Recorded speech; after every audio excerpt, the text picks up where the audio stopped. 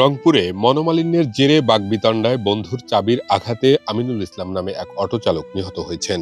মঙ্গলবার সকালে নগরীর তাঁতিপাড়ায় এ ঘটনা ঘটে। ঘটনার পর সটকে পড়েছেন অভিযুক্ত বিজয়।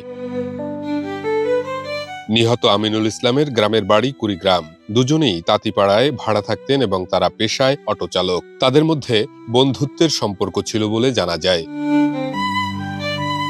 স্থানীয় বাসিন্দারা জানান, ৩ দিন আগে কোনো এক বিষয়ে দুজনের মধ্যে বাকবিতণ্ডা হয়। এ সময় কয়েকজন এলাকাবাসী তাদের ছাড়াছাড়ি করে মীমাংসা করে দেন। এরই জের ধরে মঙ্গলবার সকালে দুজনের মধ্যে আবারও বাকবিতণ্ডার ঘটনা ঘটে। এ সময় বিজয় তার হাতে থাকা চাবি দিয়ে সজোরে আমিনুল ইসলামের বুকে আঘাত করেন। আঘাতের কারণে আমিনুল ইসলাম মাটিতে লুটিয়ে পড়ে মারা যান। এর পরপরই ঘটনাস্থল থেকে সটকে পড়েছেন বিজয়।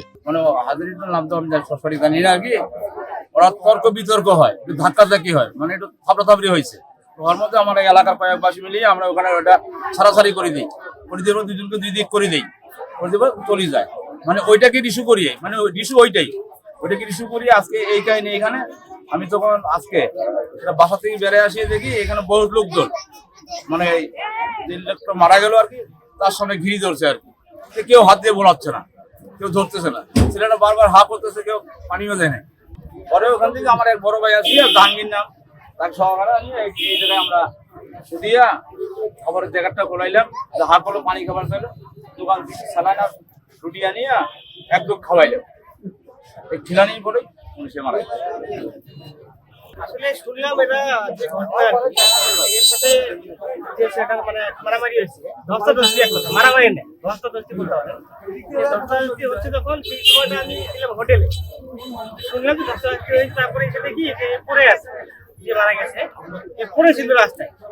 তো আমরা ভাবলাম যে পড়ে আছে, একটু পাশে নিয়ে পানি নিয়ে নাহলে সুস্থ হয়। সেই আসে একটু রাস্তার এই সাইড থেকে ওই সাইডে নিয়ে গেছে, নিয়ে যেতে একটু পানিটা ঢালাঢালি করলাম। দেখলাম সে কথা বলতে পারতেছে না, উঠে বসতে কথা বসানো যাচ্ছে না, দাঁড়ানো যাচ্ছে।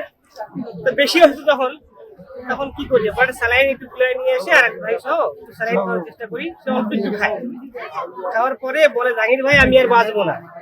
তাহলে রাস্তায় পরে একটা লোক মারা যাবে, এভাবে চিকিৎসায় ওকে মেডিকেল নিয়ে যাবে, পুলিশ কেস হয় না কি হয় দেখা যাবে। এখন এটা ওকে মেডিকেল নিয়ে যাওয়া উচিত।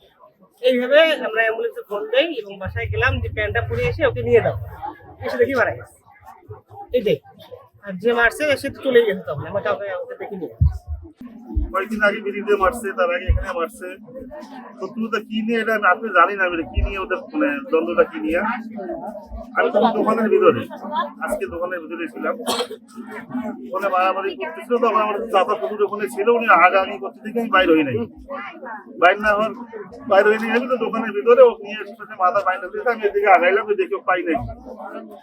খোঁজাখুঁজি গুলো পাইলাম না, আস্তে আস্তে মারা গেছে।